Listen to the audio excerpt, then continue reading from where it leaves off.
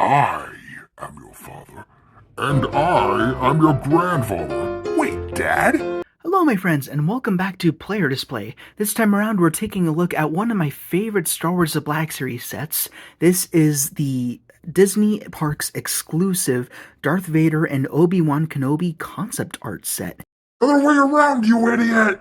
Now, both of these designs were inspired by Ralph Mcquarrie, and for those of you who don't know who that is, I like to frame it this way.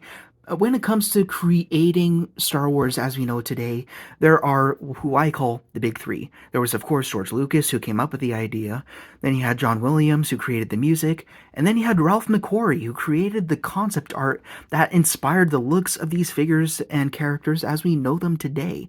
So effectively, what these figures are meant to embody is the concept art that we saw before they were tweaked, retooled, maybe their stories were a little redone, and then became the movies that we know and love now. For me, I really love this pack, and that a lot of that comes from nostalgia. Before I started collecting in 6-inch scale, I actually collected in 3.75-inch scale.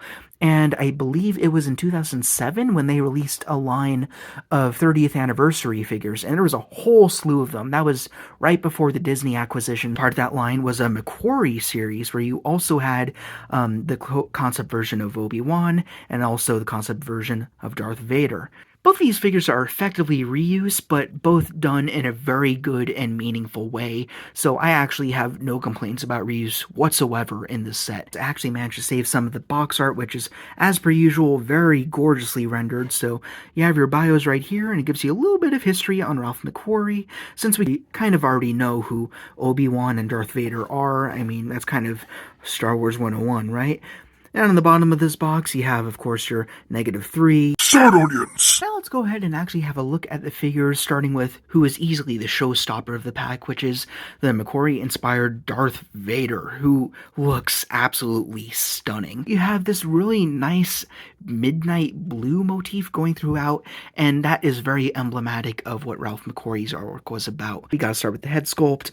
This might be very familiar to a lot of people. If you've seen Rebels, this is pretty much where that helmet comes from, and in fact, if you collect Rebels figures, which I actually do not, you could drop him right into that display and he wouldn't look out of place, except for the blue color, of course. Across McQuarrie's artwork, Vader has several redesigns of his helmet, but this is perhaps the more definitive, mean, and aggressive one. As to the more, I don't want to say sedated, but the more toned down, ominous and spooky one that we have now. And you can also make out some really unique sculpt details that we don't see in the final Vader that we got. Like you have some little rivets and I guess buttons in the cheeks, and of course you have a much wider mouth. And then you also have the brow of the helmet that's kind of going over the eyes to give him that more agitated and angry look. Kind of a fun fact about this character is when Vader was first being written up, not only was he not, of course, supposed to be Luke's father, but apparently the helmet was not essential to him. It was simply a supplement from when he was journeying into space, but otherwise, he could take it right off and breathe just like anyone else. On the back of the helmet, it looks just like Darth Vader. No real differences at all, except you still get that nice, polished, dark blue. On the torso, no paint detail whatsoever. Actually, I think the only paint on this figure is on the glossed eyes. But down here, there's no paint at all, but that's actually accurate to the artwork, so that makes sense. There's no painted buttons, there's none of that green or red flickering at all, not even silver accents on the shoulders at all. I believe this is the Empire Strikes Back version of Vader that we have underneath all this soft goods, but it serves this particular figure very well. Onto the arms, this is where it pretty much just gets, yeah, this is pretty much just Vader. There's no longer any more stylized choices except continuing that colored motif of the glossy dark blue, and that transitions down to the more matte body glove with that usual Vader texture that we've come to expect, and then you've got some gloves. Looking at both of the hands, you have the hands that we've seen before, just molded in a different plastic. You have a gripping saber hand, and then a force choke or force push hand, which I always like. It's not definitively one or the other. You can use it for multiple things, like you'll also be lifting somebody up with the force or something like that. Down on the belt, same deal as the pad on the chest. No paintwork at all, but again, it should be that way, and I actually like it all the more because of that lack. On the crotch, you got the usual Darth Vader piece, and on the legs, exactly what you expect. It's Vader's normal legs, just with that blue motif continuing on. And on the back, you get more soft goods, and that's pretty much it there. Mcquarrie Vader, if I may call him that, comes with one single accessory, which of course is his lightsaber, because no matter what Vader you have, he cannot go without one. And you are definitely looking at this, and if you don't know Mcquarrie artwork, you're like, what the heck is going on here? Well, this is the prototypical lightsaber that basically every single Star Wars character had in the artwork. Even the stormtroopers had lightsabers. Then I guess eventually as George Lucas worked on the story, he decided, you know what, let's isolate these very special weapons to the more important characters like Vader, like Luke Skywalker, so on and so forth, and like Obi Wan, who we will look at in just a minute. But going on down to the hilt, it is totally unique, never seen before. It's kind of just an array of cylinders, which again feels very 1960s or 50s to me, and I really love that. And another trademark of Mcquarrie Star Wars is you have the blade that gets very bulbous towards the bottom, which I guess is meant to sort of simulate the glow. And most of the artwork that I've seen, and of course, if you know the artwork, you know this Vader from that classic image of him dueling the prototypical Luke Skywalker, who was called the Star Killer for a time, and Vader was wielding a blue lightsaber. This time we kind of have like this cream translucent white, which I'm actually okay with. Blue would also be cool. It would actually be neat if he had two different blades that you could swap out with the hilt, but I like this white. I think it's pretty neat. You can also unplug the blade from the hilt right there. You kind of just got to give it a twist. The peg is a little bit on the small side, so do be careful with that. But once you take it out, there's no place on his belt where you can actually hook up the hilt, so that's kind of unfortunate, but honestly, I don't think there's ever going to be a time when I'll have this out of the hilt, except for a review like this. Nothing new with articulation because we've seen this body several times now, but you've got a good swivel going on, so you can go all the way around. You can go, ooh boy, yeah. Another thing I forgot to mention is the head tends to pop off, so be a little careful with that, but it goes right back on, no problem. You can go down just a chip and then not a whole lot back, which is kind of because of this collar that he has, which is part of the helmet, and I'm actually fine with that. It enhances the look of the figure and makes him a little bit more special and accurate to the artwork. As for the shoulders, there's actually a butterfly in there, so this is one of the newer bodies. I'm not sure exactly which body it is, though. They go up, not a whole ton. They go down. The elbows swivel up, well past 90. That's actually very good. And they swivel out, go back down. Both wrists hinge in and out like so. As for the torso, I try not to mess with the torso too much because I don't want to screw up the soft goods, which is very elegant and regal looking, but you've got a ball joint just where the torso meets the waist, so he gets a little bit of swivel in there. Not pretty much no forward, but he's got a good amount back. If you fold back the soft good skirt, we got the legs here, and he's got the thigh swivel. The legs can kick out, they can kick back in, they can go forward, they can go not really back at all. You kind of have to rely on the double knee joints, which are pretty dated, but they do their job. They go that far back, click back in. And as for the ankles, no swivel at all, but you get back, you get a little bit of forward. It kind of clashes when the shoe meets the armor on the calf, and then you also have some decent rocker. And now moving on to Obi Wan Kenobi as apparently portrayed by Patrick Stewart, at least that's a likeness I get out of this guy. And this entire body is reused from, more specifically, Ben Kenobi, so New Hope Obi-Wan, or whatever you'd like to call him. And even though I don't love that body a whole lot, on this particular figure, I actually think he suits him just fine, especially since he has the exact same soft goods, and, you know, you got the cuffs at the wrists, and then you got the same skirt. I actually really like how even though it's all the same sculpt, they repainted it to make it look like there's different layers of cloth, which we will see when we get a deeper dive. But let's start off with the face. This is based on no one in particular, but somehow they managed to do photoreal, and it comes off very human. It looks like a real person. It is very shiny. Again, that's what comes with the photoreal more often than not, so that's to be expected. But this is a brand new head sculpt that we'll probably never see again. But yeah, you could definitely see some age in there. He does not have facial hair, unlike Alec Guinness, so that's very different. And then you've got some balding over here, and you got some white hair, no dry brush or anything, just straight white. Also got some white eyebrows. The eyes are, I think, brown or hazel. And then you also got some nice accent work on the mouth.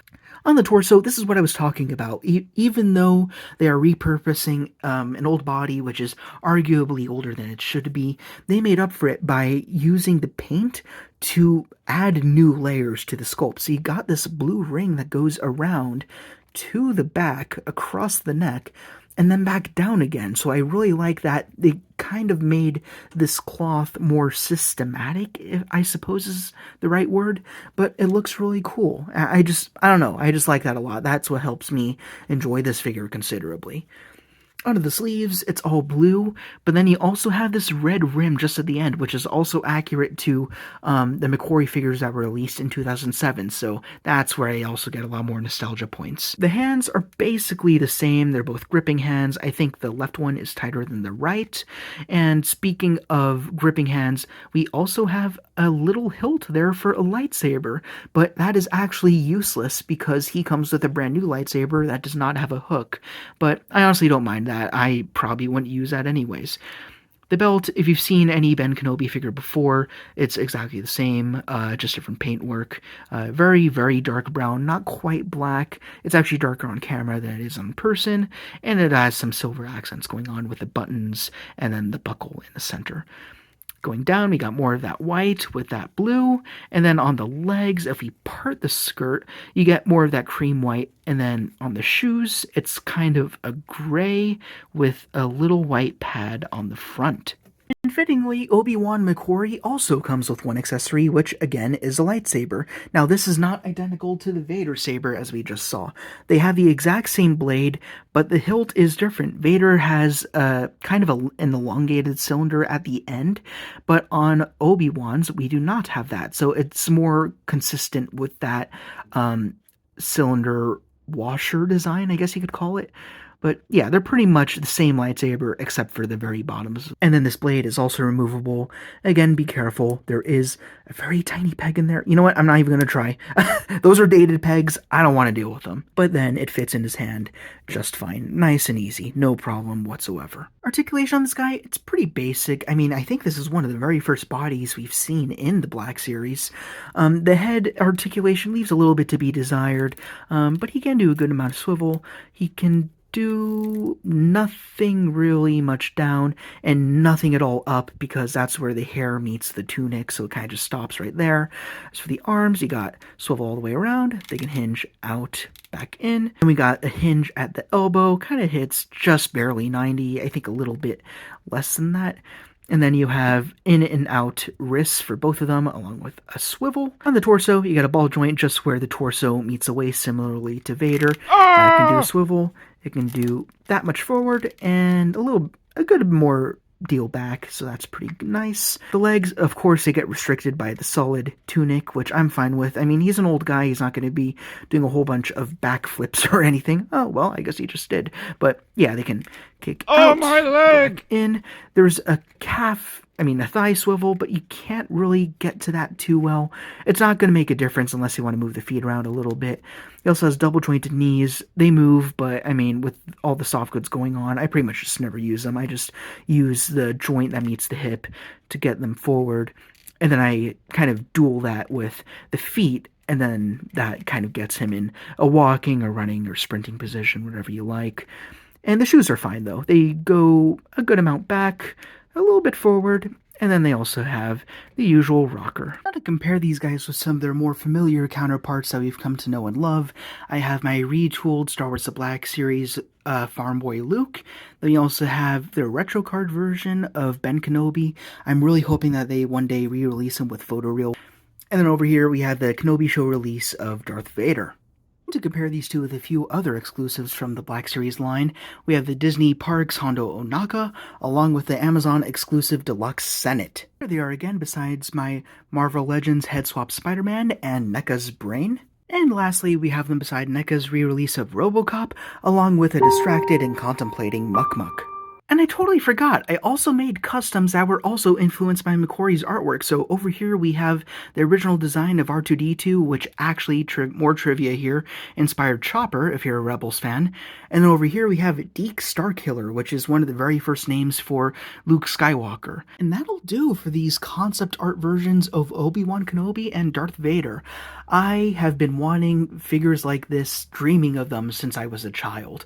Actually, when I saw them released while I was midway through college, the first thing through my head, I'm never getting these. They're Disney exclusives. There's absolutely no chance. And whenever you went on eBay, they were like triple the price. So they're basically unobtainium. But then I actually went to Disney parks and I saw a whole ton of them. So if you actually go to the park and then you find the shop where they're selling all the figures of Galaxy's Edge, then you're pretty much definitely going to see these. Like, I saw basically 20 of these sets. And same goes for the creature pack that we just reviewed before with Muck Muck and everybody else. So one tricky thing I suppose that could come with a set is, who exactly are you going to display them with? I mean, of course, I'm really hoping that they continue making more concept art figures and, more importantly, make them a bit more accessible than simply just being Disney Parks exclusives. But at the same time, where would you put these guys with the figures that you have right now? For Vader, I think it's a little bit easier. Again, that helmet directly translates into Rebels. As for Obi-Wan, over here, he's a little bit different. He doesn't directly resemble anyone from Star Wars. I guess you could probably think of him as a Geonosis Arena Jedi, or maybe he's getting terminated in Order 66. Save me! But for me, I have much more personal connection with them.